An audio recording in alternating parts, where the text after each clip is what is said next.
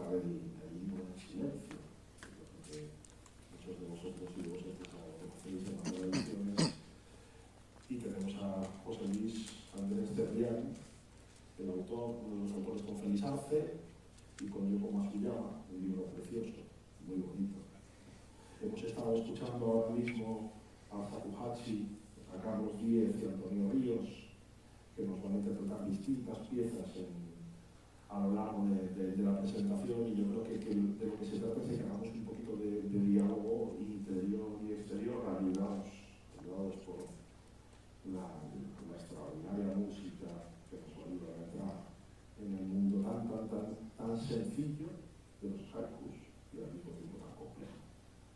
Entonces os invitamos a entrar, os invitamos a dejaros llevar y a no permanecer en nada y bueno, a escuchar, porque básicamente es eso, escuchar y sentir lo que vamos a hacer, hoy. José Luis, yo te quería preguntar en primer lugar por la factura del libro. A mí me parece un libro muy bonito, muy claro, muy limpio, y te quería preguntar primero por la portada y por la factura, porque es un libro con un color crema muy bonito, con blancos, muy limpio y con una portada preciosa. Cuéntame un poquito de dónde surgió, qué pasó. Bueno, en la portada han intervenido varias personas. El tamaño del libro más bien fue cosa del editor. No es que lo eligiéramos nosotros tampoco de este tamaño, ¿no? Fue más cosa del editor.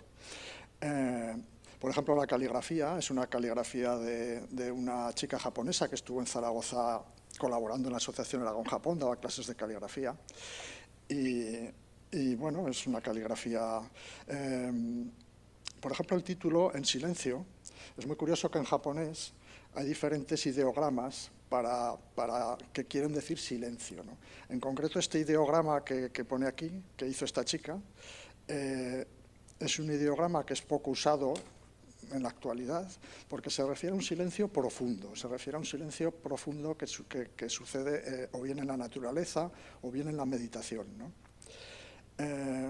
Luego, por ejemplo, el cojín este de meditación que está dibujado, lo hizo Pilar Gutiérrez, que es mi mujer. Y este cojín es un cojín del templo Kotaiji, que es donde iban a meditar Félix Arce y quien sigue yendo, Yoko Masuyama, ¿no? Bueno, quería decir también que, claro, es una lástima que de los tres autores solo haya podido venir yo, pero es que nos separa una gran distancia, ¿no? En concreto, Félix vive en Cantabria, cerca de Santander, y Yoko Masuyama pues vive en Nagasaki, ¿no? Lo cual lo tiene más complicado, ¿no? Entonces he venido un poco en representación de los tres. Y bueno, no sé. Otra cosa curiosa, por ejemplo, en la traducción, el libro es bilingüe. Ha costado también mucho hacerlo bilingüe, ¿no? Nos hacía ilusión que este libro llegara a Japón, ya ha llegado a algunos sitios de Japón, ¿no? Pero una anécdota curiosa, ¿no? Por ejemplo, en la traducción del subtítulo, ¿no? De Haiku y Zen, la mirada atenta, esto lo hizo Kumiko, que creo que no ha venido, me parece que no ha venido, que es la presidenta de la Asociación Aragón-Japón.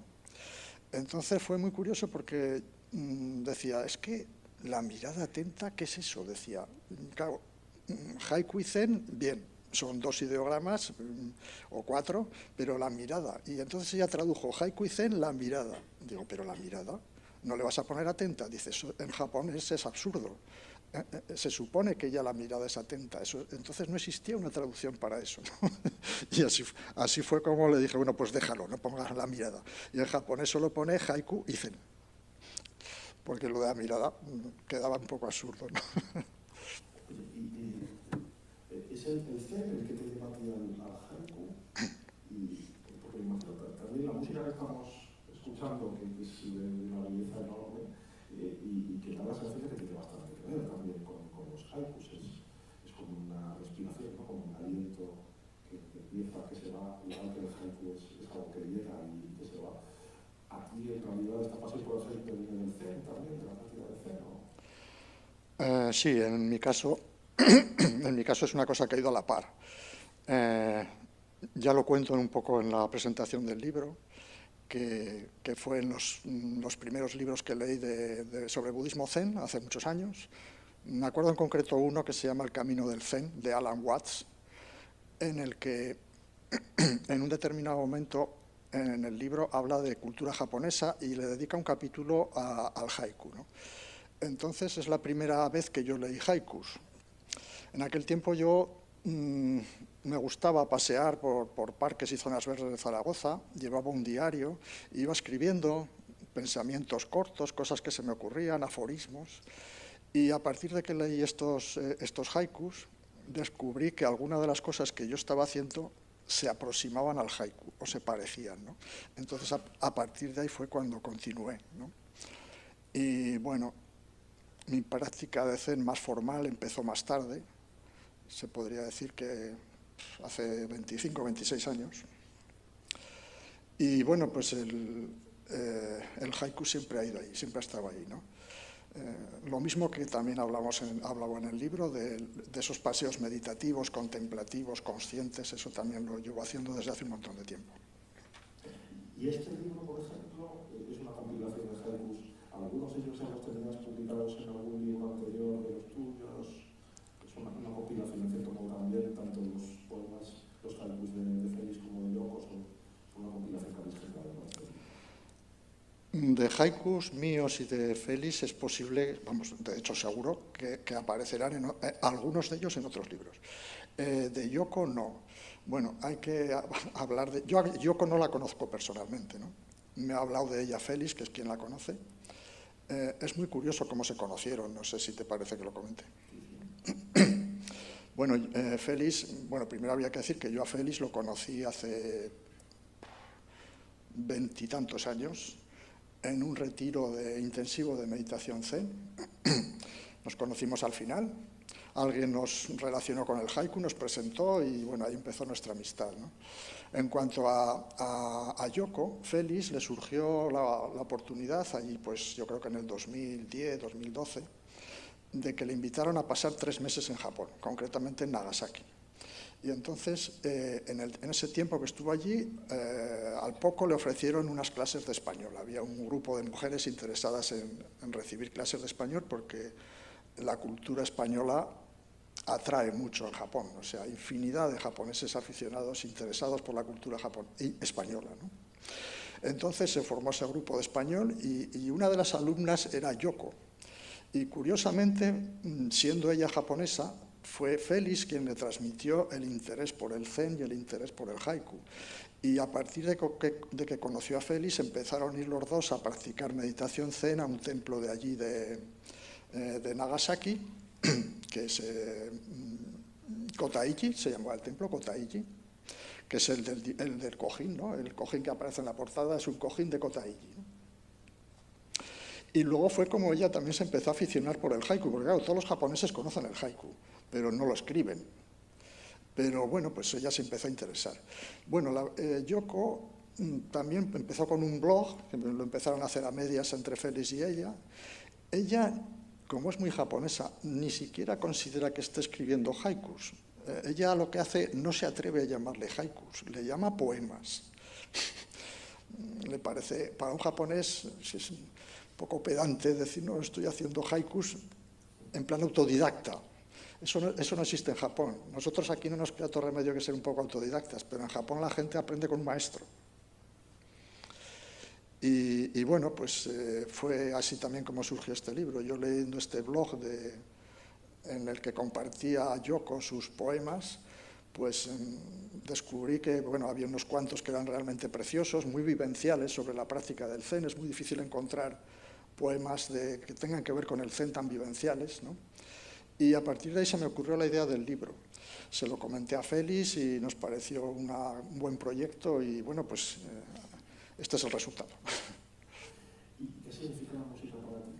Flautas, shakuhachi, estas flautas de bambú. Hombre, hay que tener en cuenta que el shakuhachi a lo largo del tiempo lo han practicado monjes peregrinos, ¿no? Y era una corriente del zen, ¿no? Está muy relacionado con el zen. Y bueno, cuando lo escuchas te das cuenta que el shakuhachi transmite silencio, es una música muy orgánica, transmite naturaleza. No sé, está muy mezclada con el haiku, combina muy bien, ¿no? Voy a pedir ahora que escuchemos una melodía muy breve y leas algunos de tus haikus, si os parece. Y vamos haciendo un poquito alternancia entre música, ese silencio de la música y el silencio de los poemas.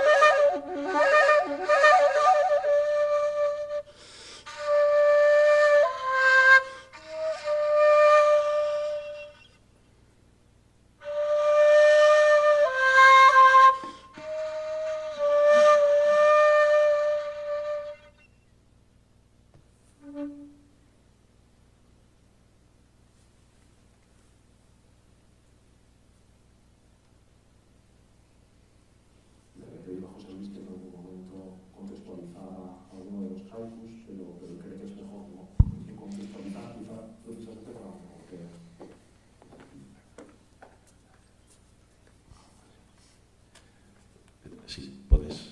¿Quieres leer alguno de tus poemas, Félix? Sí. Los voy a leer agrupados de tres, en grupos de tres. El primero siempre será de Félix, el segundo será mío y el tercero será de Yoko, para que los distingáis un poquito los diferentes estilos, ¿no? Bueno.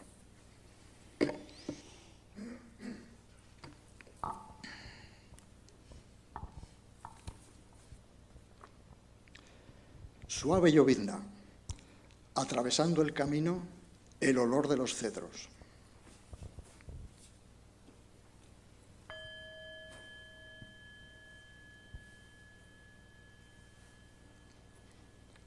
Adentrándome en el bosque de la montaña, el Dharma más puro.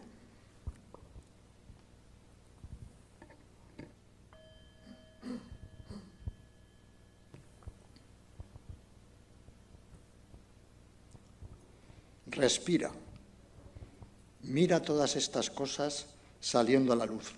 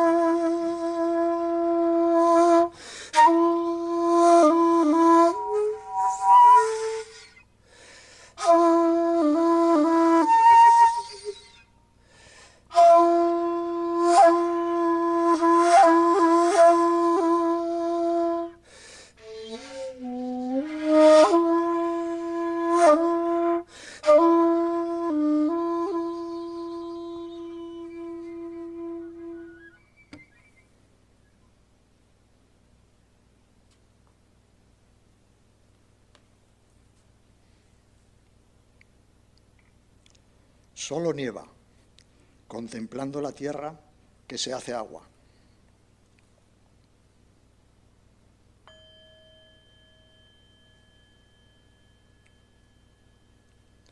El sonido de la campana atraviesa el silencio, limpiamente.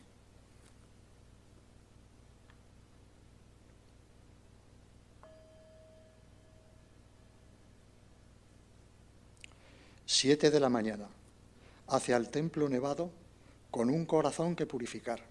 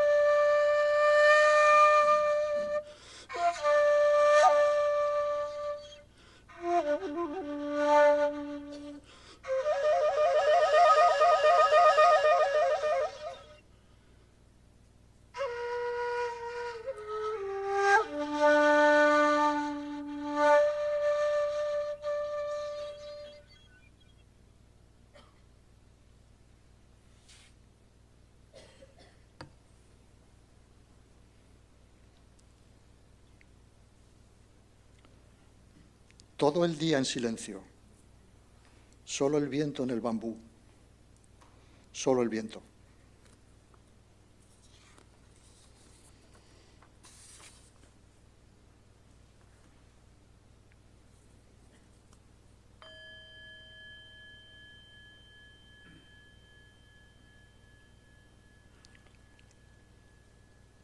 Nada se mueve, ni los árboles zarandeados por el viento.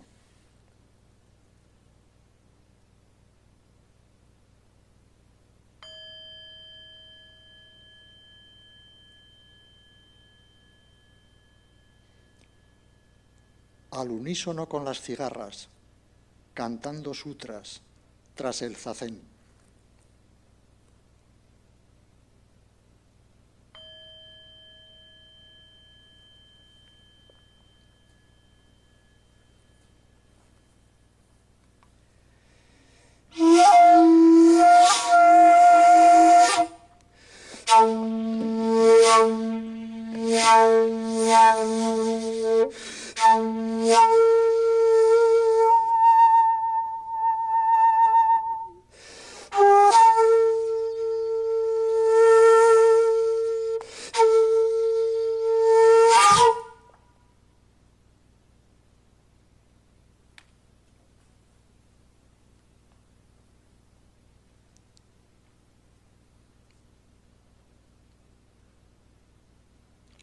Surge en la niebla y en ella se deshace el peregrino.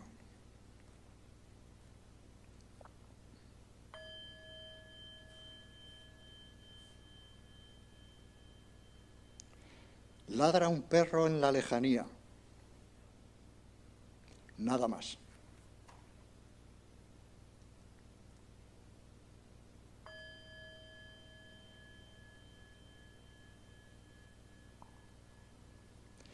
Todavía sentada, diluyéndome en el anochecer.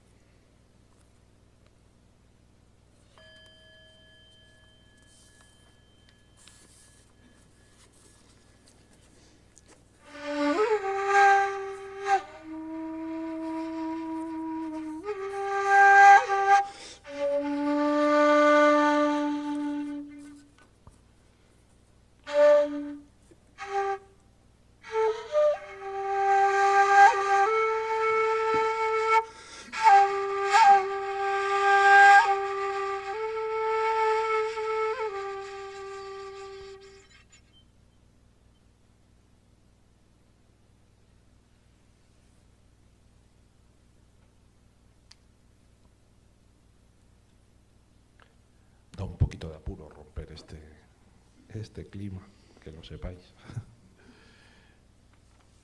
A mí me llama la atención en cuanto a la forma de construir los haikus, José Luis, que aparentemente no hay retórica en el haiku, no hay nunca figuras retóricas.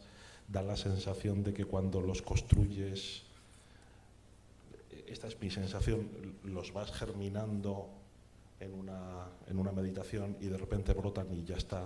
Y yo no sé si se corrige un haiku, fíjate qué tontería te voy a decir, si se corrige o no se corrige o se deja tal cual está en ese momento no de iluminación, porque vamos a decir que tontería es muy difícil de conseguir, pero en ese momento, ¿se corrige o no se corrige un haiku cuando ya lo tienes? Bueno, no sé, yo creo que cada autor te diría una cosa. El haiku ideal, para mí, es el haiku que surge tal cual y que no corriges nada. Pero yo también te tengo que decir que, como mucho, lo que me permito es lo que yo llamo podar un haiku. Al cabo de un rato, lo dejo unos días en reposo y te das cuenta que alguna palabra sobra y la quito. Como mucho me permito eso, pero te estoy hablando de mí. A lo mejor otras personas te dirían otra cosa, ¿no? Para mí el haiku más auténtico es el que surge, pues eso, tal cual, que te sorprende a ti mismo y que bueno, poco más puedes hacer. Te lo decía porque te pilla una trampa, vamos a decirlo así. Este haiku en el que dices, al unísono con las cigarras, cantando sutras tras el zazen, da la sensación de que había un pequeño juego ahí, el sutras tras, que yo no sé si es... yo creo que a veces el problema de intentar fijarse en estas cosas es la mentalidad occidental, y en realidad cuando tú lo planteas no existe ese juego de palabras, si no me equivoco. ¿No es así? Bueno, este haiku es de Yoko. Ajá. ¿O es la traducción? Claro. Bueno, yo creo que, a ver, es que claro, el instante, en el momento de que tú vas a hablar del instante, ya ha desaparecido ese instante y estás en otro instante, ¿no? Es complicado, sí. Entonces, bueno, es una, yo en ese haiku entiendo como una sucesión de instantes que está captando, ¿no? Sí. Y, también tengo entendido que en el haiku hay una palabra clave, que es el kigo, que tú, no sé si es por la que tienes que empezar y es en la que tienes en la cabeza y tienes que hacer una pequeña pausa en medio. Técnicamente es así, una palabra clave. ¿Y cómo construyes? ¿Empiezas pensando en esa palabra clave y luego surge, o simplemente dejas que la intuición te vaya llevando? Bueno, yo en los haikus, en la mayoría de los haikus, yo no tengo nada en la cabeza, no construyo nada, no espero nada y no pretendo escribir ningún haiku. Los mejores haikus son los que te sorprenden a ti y se podría decir que son anónimos. Los más flojos son más míos. Entonces, no sé, te puedo poner un ejemplo de algo que... Hay un haiku que aquí no aparece, porque son más recientes, de lo último que he escrito, pero un poco para que veas el proceso, ¿no? Que no hay tal. Yo voy conduciendo un coche, mi coche, venimos de Cantabria, después de muchos días de no llover, de sequía, ese día llueve. Aparece un camión, voy a pasar el camión y de repente me doy cuenta que ese camión surge un haiku, me surge un haiku inmediatamente. Día lluvioso, transporta un camión pinos talados. Ese es el haiku. Día lluvioso, transporta el camión pinos talados. En ningún momento se me había ocurrido a mí pretender escribir nada. Yo iba conduciendo. Pero al ver eso, ¡boom!, es un haiku. Si es bueno o no, bueno, hay que dejarlo ahí. Claro, lo curioso, a la gente que escribe desde un punto de vista occidental, yo creo que nos choca mucho esta limpieza y el hecho de despojarse un poquito del ego, que yo creo que es muy necesario cuando estás...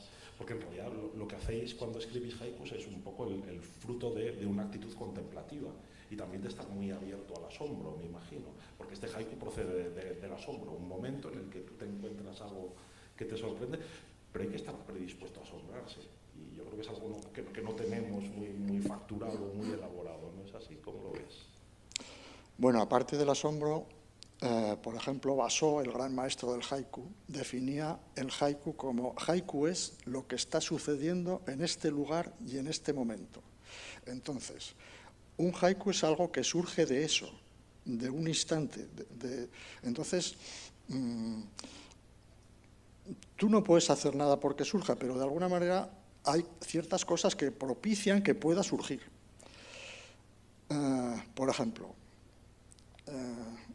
una pregunta muy importante en relación a esto, ¿no? El hacérsela esa pregunta. Yo invito a todos ahora a haceros esa pregunta. La pregunta es: ¿qué está sucediendo ahora? ¿Qué está sucediendo ahora, en este mismo instante? ¿Qué está sucediendo?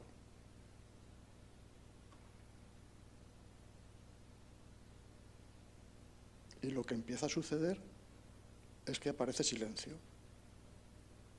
que la mente se retira, porque la mente no existe en el instante presente. Y surgen muy pocas palabras. Y esto propicia el haiku. Entonces es estar receptivo, es que se conectar con el ahora, es estar receptivo al instante presente. Eso es lo que uno puede hacer, en cierta medida, ¿no? a través de meditación, a través de paseos contemplativos, de paseos, ¿no? Y de estar en eso, en el instante presente, procurando estar en el instante presente. Comentándome un poquito, ya había leído a Basó hace muchos años, ya te comenté, en un libro de Hiperión que me parecía fascinante, y luego había leído haikus de otros autores que yo creo que no son haikus en realidad, eso lo hablamos hace un poquito, los haikus de Benedetti o quizá alguna de Machado podría acercarse un poquito más a esa actitud, pero hoy me salta. Pero llamaba la atención a la hora del haiku, sobre todo. Recuerdo que Basó andaba en el siglo XVIII con un cesto de mimbre en la cabeza, ¿verdad? Para que desapareciera el ego por completo, y con su flauta también. E iba en todo momento despojándose de sí mismo y observando la realidad, y así es como iba construyendo su poesía. ¿A ti te ayuda el haiku a meditar? ¿Te ayuda a situarte quizá? ¿O te está preguntando un lego de Zen, ¿eh? Ya. Hay mucha gente que hacéis Zen, vais a decir, pero qué tonterías está preguntando esto. Pero es algo que a los que no hacemos Zen habitualmente nos llama la atención, ¿sí? Es lo que decía antes, lo que más ayuda, lo que más puede ayudar a que surjan haikus es esa conexión con el instante presente, que se produce de varias maneras. Por ejemplo, en la práctica de la meditación zen, de estar en la respiración, de estar en el instante presente, o en los paseos contemplativos, o no sé. Es que poco más se puede hacer. Yo tengo una ventaja para escribir haikus, y es que no he escrito poesía occidental. Entonces no estoy contaminado, se podría decir, en ese sentido. Cuando tú nombras otros autores conocidos, que Benedetti y tal, que han intentado hacer haiku, y pasa mucho a la gente que aquí que escribe haikus, lo que suelen hacer en la mayoría de los casos es poesía breve, o sea, poesía de aquí breve, pero siguen con el esquema de aquí. No se percibe esa conexión con el instante presente, con la naturaleza, con tal, ¿no? Eso pasa mucho. Sin embargo, mucha gente está convencida de que hace haikus, pero el simple hecho de que tenga una métrica de 5-7-5 similar y que aparezca una palabra de estación no quiere decir que sea haiku. Está otra cosa que se llama sabor a haiku. Tiene que tener sabor a haiku. Y aunque cumplas esas pautas, pues un japonés te diría, no. Hay otra cosa en el haiku también. Recuerdo que alguna persona decía que el haiku era como contemplar todo el universo en una gota de rocío. Es decir, todo estaba encerrado ahí, del mismo modo que todo el universo puede estar encerrado en un haiku. Que es una cosa muy curiosa porque en realidad esto lleva funcionando durante siglos, supongo, esta forma de ver el mundo. Y sin embargo, la cuántica es eso, lo minúsculo en realidad se proyecta a todas las dimensiones del universo, pero del mismo modo que todo está en lo atómico, todo está en lo extradimensional. Entonces, es muy curioso. Y el haiku tiene, ¿verdad?, ese punto atemporal necesario para que no... Yo puedo leer un poema tuyo, puedo leer un poema de Félix Arce, puedo leer un haiku, puedo leer un... Y no sabría en muchos momentos situar en qué siglo podría estar escrito. Y eso es una cosa muy, muy llamativa. El haiku está fuera del tiempo, en realidad, o está tan hecho de tiempo que se escapa, ¿verdad? Claro, pero es por lo que hablábamos antes, porque es una poesía del instante.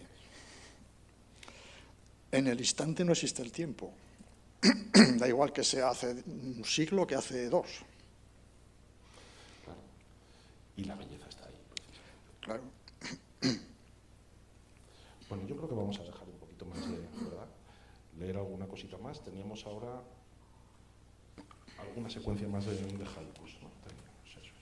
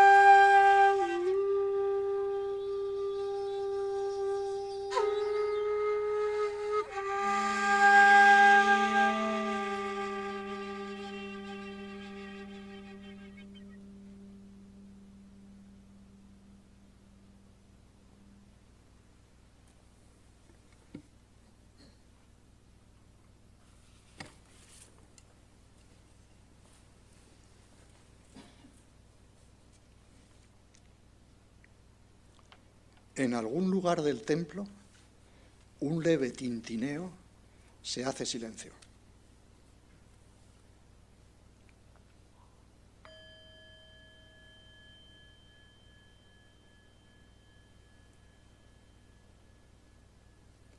Cara a la pared, qué amplios horizontes se divisan.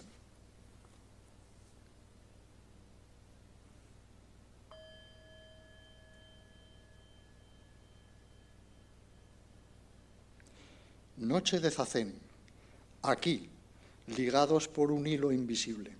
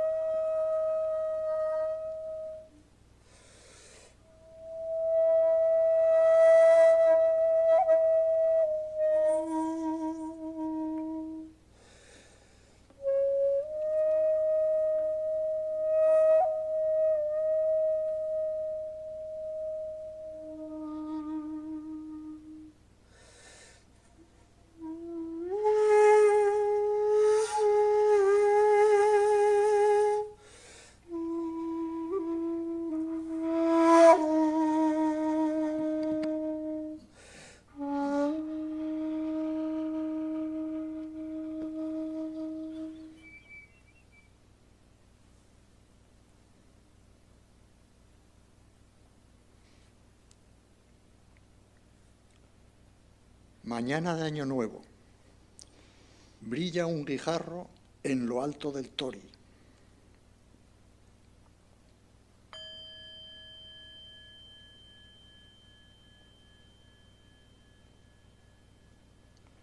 Almendro en flor entre las viejas tumbas. Olor a miel.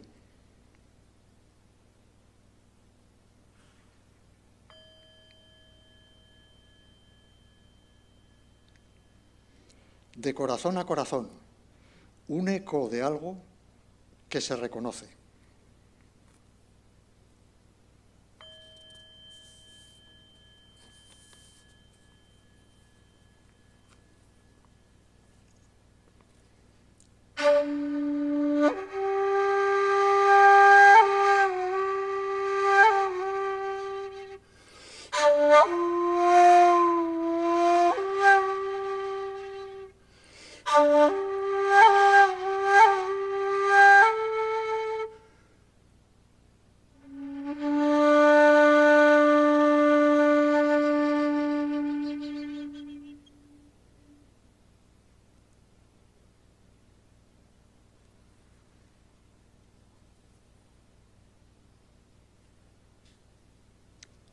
A punto de romperse el brillo de la nieve sobre el bambú.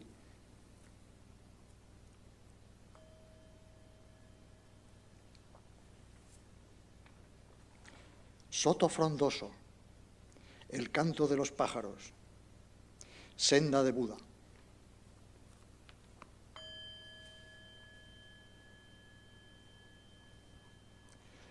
Templo zen, la quietud de mi alma bajo las estrellas.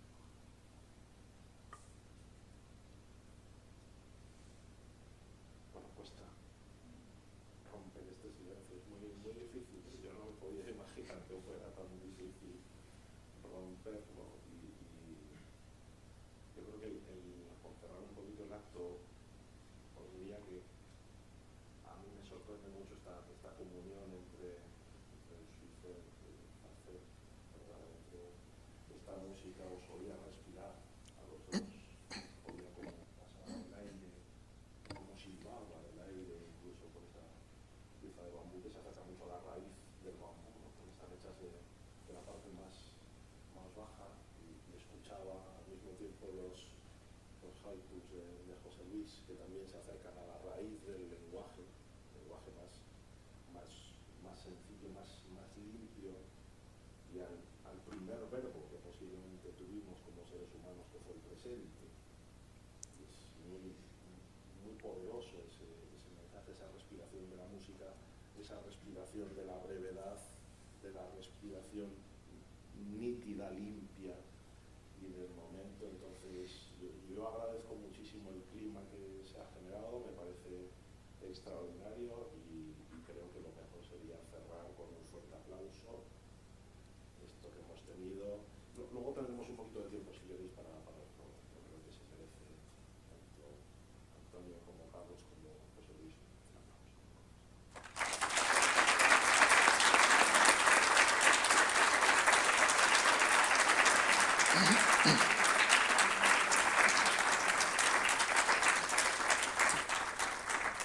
¿Hay tiempo para una pregunta? ¿Sí? ¿Queréis formular alguna pregunta? El micrófono.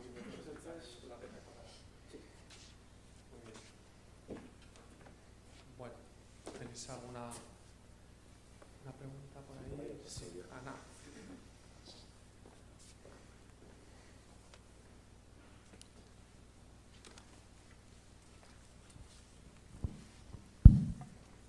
Pues una pregunta para José Luis.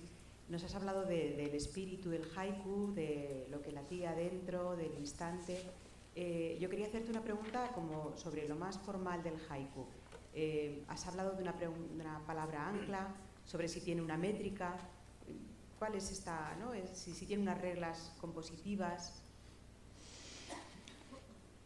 Sí, la regla más básica es un poema de 3 versos, 17 sílabas y 5-7-5. Esto es aproximado. Es una tendencia, ¿no? No quiere decir que porque un poema no cumpla esos requisitos no sea haiku, ¿no? La segunda sería la palabra de estación. Tiene que haber en el haiku una palabra que se refiera a una estación del año, que es la que produce una conexión con la naturaleza en el haiku, ¿no? No necesariamente tiene que ser la palabra, por ejemplo, otoño o primavera, puede ser una rana, puede ser una mariposa, puede ser una montaña, puede ser la lluvia, puede ser... en Japón existen, estas palabras de estación en japonés se llama kigo. En japonés existen libros con recopilaciones de palabras de estación, con recopilaciones de palabras de kigo, ¿no? Para que la gente sepa cuáles son las autorizadas y hay miles ya. Pero bueno, con la palabra de estación pasa lo mismo. No quiere decir que que si un poema no tiene palabra de estación no es un haiku, ¿no? A mí, por ejemplo, hay un haiku de Basho que me gusta mucho, para mí casi es de los mejores, ¿no? A ver si me acuerdo cómo dice. Dice: este camino nadie ya lo recorre, salvo el crepúsculo. ¿Cuál es la palabra de estación? No hay. El crepúsculo, no hay. Sin embargo, es una cosa preciosa, ¿no? Por eso quiero decir que, bueno, serían un poco... Digamos que es una tendencia a que eso suceda, pero sin que sea tan... limite tanto, sin que coarte tanto, ¿no? Y fíjate, aunque el haiku, disculpad, pero aunque el haiku no tenga, digamos que no tiene retórica, pero sí que tiene una carga de simbología muy potente. El famoso haiku aquel de la rana que se zambulle en el agua, de Basho, que dicen que lo dijo justo antes de morir, y que aludía un poquito a que él mismo estaba cambiando de medio, pero que iba a seguir viviendo en el otro medio. esa es una interpretación que he visto alguna vez. No sé si la compartes o no. No la comparto, no. ¿No? ¿Tú crees que simplemente no había ningún tipo de carga simbólica ahí? La versión que yo he leído, a ver, puede haber varias versiones, ¿no? La versión que yo he leído de ese haiku, que es un haiku histórico, es un haiku famosísimo en Japón, ¿no? El viejo estanque, salta una rana, el sonido del agua. Tengo la garganta hecha polvo. Bueno, lo que se cuenta respecto a ese haiku era que Basó era practicante del Zen, era seguidor del Zen, tenía un maestro que concretamente se llamaba Buko. Entonces, ¿cómo surgió ese haiku? Parece ser que Basó estaba un día en su cabaña, vivía en una cabaña, él peregrinaba muy a menudo, pero había temporadas que no. Parece ser que cerca de la cabaña había un estanque, un viejo estanque, y él estaba ahí sentado y apareció por allí su maestro Zen, que era Buko, con otros poetas que le fueron a hacer una visita, ¿no? Y bueno, entre maestros y discípulos era habitual que el maestro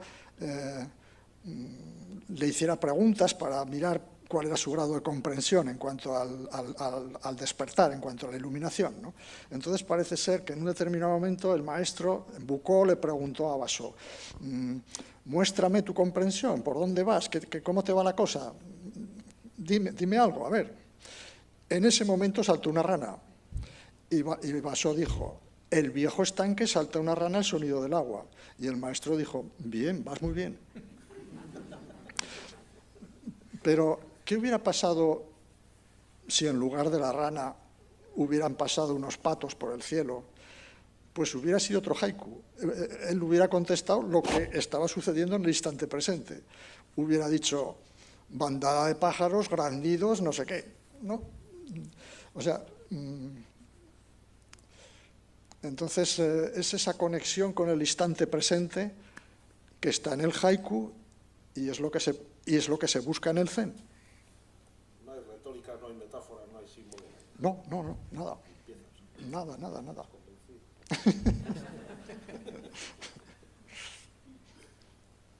¿Más preguntas?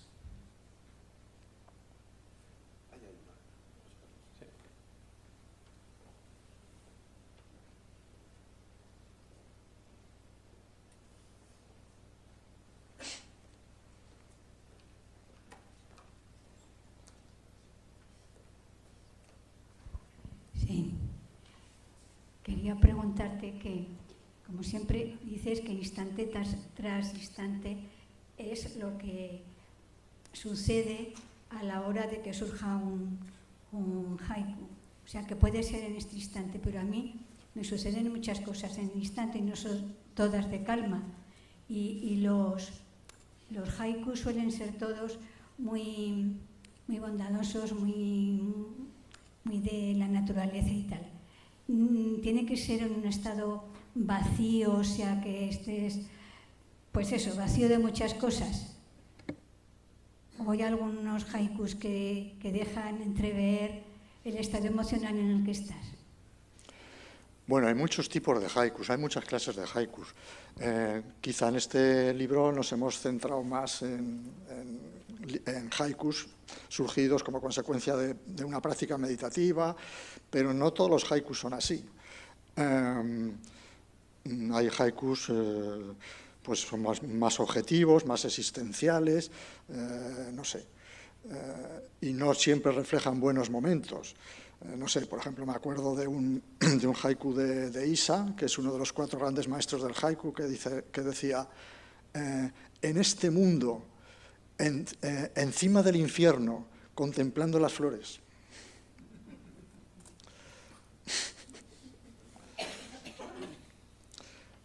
Hay una variedad de haikus.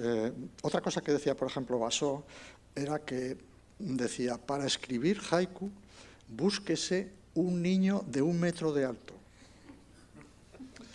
Y esto es literal. O sea, las líneas aéreas japonesas convocan todos los años un concurso de haikus para niños Y yo cuando hablo de haiku tengo unos cuantos guardados, lo que pasa que no me acuerdo de estos, ¿no? Para deciros ahora alguno. Pero hay auténticas preciosidades de chavales de 6 años que te quedas boquiabierto, ¿no? Entonces, claro, ¿quién mejor puede percibir el instante presente que un niño de 6 años que se queda embobado viendo algo, ¿no? Luego viene, a mí, no sé, es muy curioso, yo os decía que hacemos una práctica, o bien individual o en grupo, de paseos conscientes, contemplativos y tal, y me acuerdo una vez que hicimos un paseo por el Galacho de Juslibol, que es un sitio muy bonito, es un sitio precioso. Nosotros volvíamos ya, llevábamos como una hora y pico de paseo, y coincidimos con un grupo, pasamos por el medio, por un grupo que estaban haciendo una actividad que hacen allí, de un paseos naturalistas, en donde estaban unos monitores con unos chavales enseñándoles y diciéndoles, a ver, ¿cómo se llama este árbol? Este árbol se llama álamo. Venga, ¿y cómo son las hojas? ¿Qué nombre tienen? ¿Y este otro? Y tal.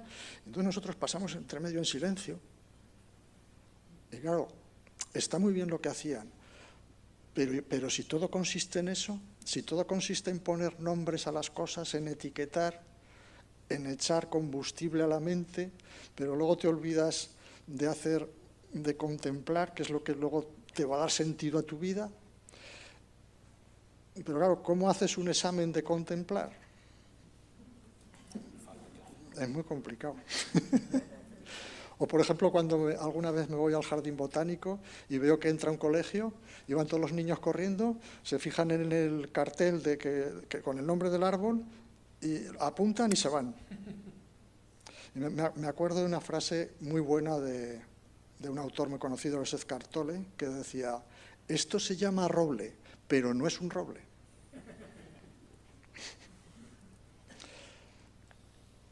Bueno.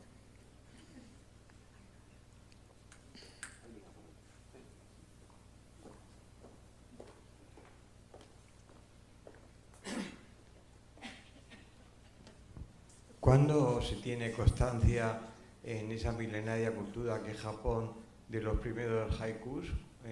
Es una pregunta. Y la otra, ¿qué relación hay entre el haiku y el zen? Bueno, yo he leído libros de haiku, pero que tampoco es que yo sea un estudioso del haiku. Pero Basó, que se considera el primer gran maestro del haiku, creo que era del siglo XVII o así. Antiguamente, antes de Basó, se escribían haikus, ¿no? Pero ¿qué pasaba?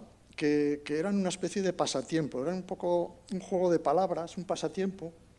Digamos que Basó, a partir de su práctica del zen, ¿no?, de esa fusión que él hace con su práctica de zen, lo que le añade al haiku es hondura.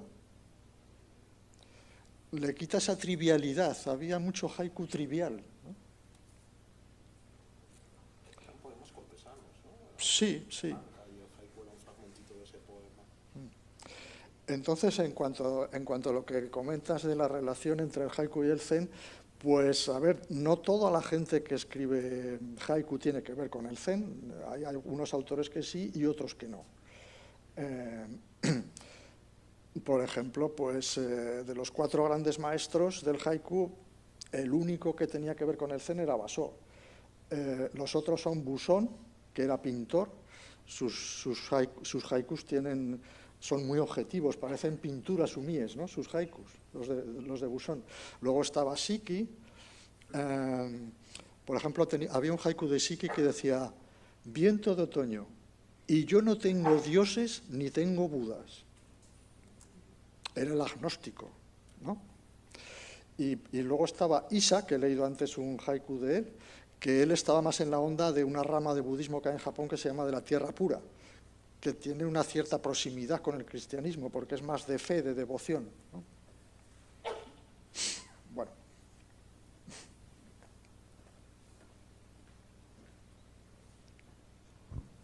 Hola, me gustaría hacer una pregunta sobre el tema del shakuhachi, y es que si siguen también unas normas muy estrictas de composición, por un lado, y si vosotros componéis también.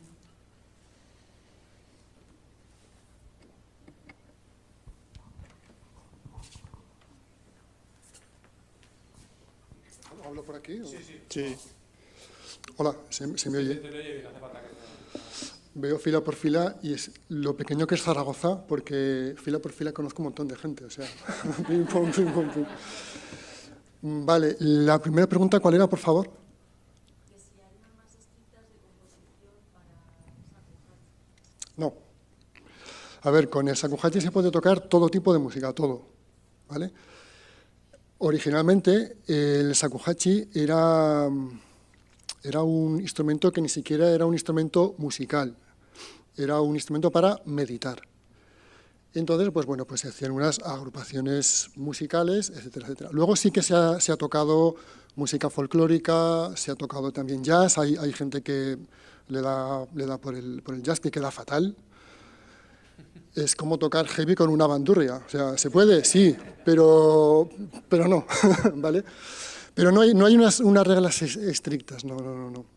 Lo único que tú te tienes que hacer a la hora de tocar, te tienes que hacer uno con el instrumento, porque ya habéis visto que va muy conectado con la respiración, ¿no? Se nos oye respirar, es un instrumento muy orgánico, es un trozo de bambú, donde para los que estéis aquí más cerca, veis que esto es la raíz. Se corta la raíz, se seca, se deja un año, se laca por dentro, etcétera, ¿no? Pero eso, ¿y la segunda pregunta cuál era? Era sobre la composición, sí. No, pues eso, no, que no hay unas... No, o sea, hay compositores contemporáneos, pero bueno, que ellos tienen sus propias reglas. Eso. Pero vosotros no componéis. Sí, pero a nuestra manera también. Es que ese es parte del encanto que tiene. Es muy simple, a la vez es muy complejo, pero te da mucha libertad a la hora de interpretar y a la hora de tocar y de componer. A mí me llama la atención, aprovechando, Antonio, que estás ahí, cuando vibráis, en momentos en los que aprovecháis no solamente el sonido, sino a la respiración, sino la vibración. Son los nervios. No. Sí, bueno, es una forma de vibrato, no sé, aquí los músicos alguno habrá por aquí, que bueno, pues hay diferentes tipos de vibratos, cabeza para arriba, cabeza para abajo y cabeza en oblicuo, ¿no? Y cada uno tiene una forma o un estilo, pero bueno, nosotros lo empleamos muy libremente. ¿Más preguntas? Tenía una pregunta para José Luis. Si en tu experiencia personal, después de una práctica intensa del Zen, después de un retiro, después de una meditación, de alguna forma sientes que fluyen más los haikus, consideras que estás más creativo, aunque la palabra creatividad en el haiku quizás no es la más adecuada, pero suceden esos haikus después de esa experiencia. Pues sí, de hecho, yo al principio llevaba idea de haber ubicado un poco los poemas, pero me ha parecido que era romper un poco la línea de silencio, shakuhachi y tal, pero, por ejemplo, hay algunos de los poemas que yo sí que los escribí en su día en retiros intensivos de meditación.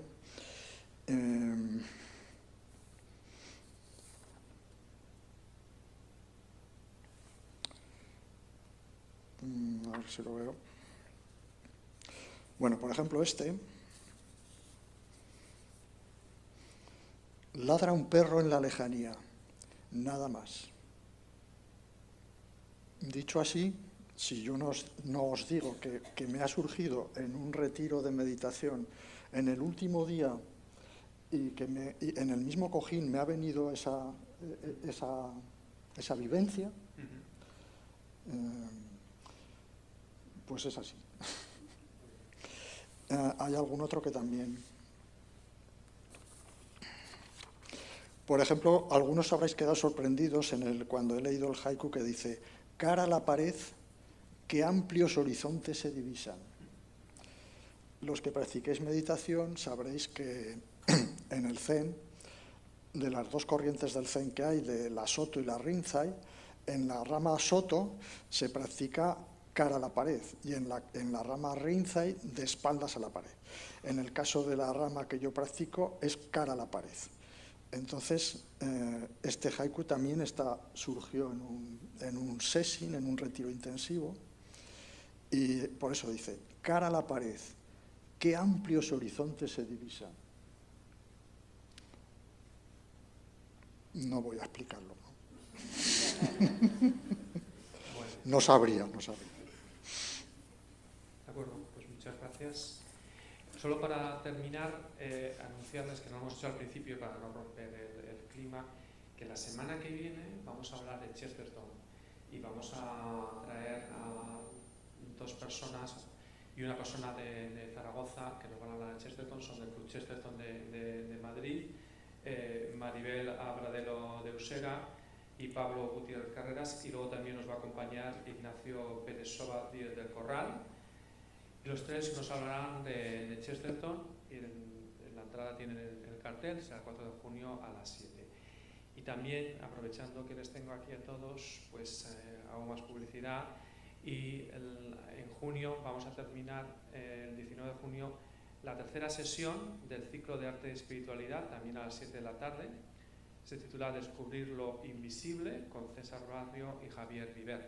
Y con esto terminaríamos el ciclo de actividades de este trimestre. Así que ya sé que en el Centro Pinetel intentamos que vengan diferentes públicos con diferentes intereses, pero también aprovechamos para mezclarlos. Es decir, ustedes vienen a lo mejor interesados por el Zen, el silencio, los haikus, los de Chesterton vienen interesados por Chesterton, pero bueno, pues vamos a ver si vamos mezclando, vamos introduciendo y vamos adquiriendo diferentes sensibilidades, que es un poco parte de los objetivos que buscamos en el Centro Pinetel como centro de diálogo. Bueno, pues muchísimas gracias a todos y nos vemos la semana que viene.